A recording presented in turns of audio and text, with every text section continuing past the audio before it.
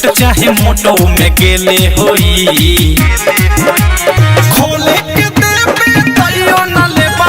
कय गोरा तोरा के ले ले होई खोले के देबे तइयो न लेबा कय गोरा तोरा के ले ले होई। म्यूजिक बाय विकेश भोजपुरिया।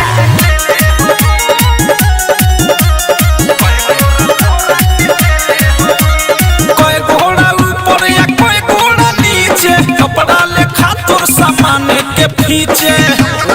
बाबा रे बाबा कोई घोड़ा ऊपर या कोई घोड़ा नीचे कपड़ा ले खातुर सामान के पीछे लाल तोहर लाल लाल झूल गेलो दुनु ओहू में खाल तोरा भेले होई खोले के देबे तइयो न लेबा कोई गोरा तोरा के ले ले होई खोले के देबे तइयो न लेबा कोई गोरा तोरा के ले ले होई।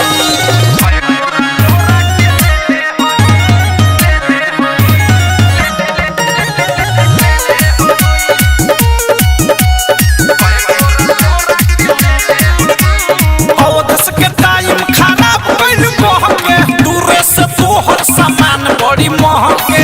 अरे बाप रे बाप औधस के टाइम खराब कइल कहके दूरे से तोहर सामान बड़ी महके फिर जस बिहारी कहे बोलू बरंड डिमांड पर कहियो न खेले होई।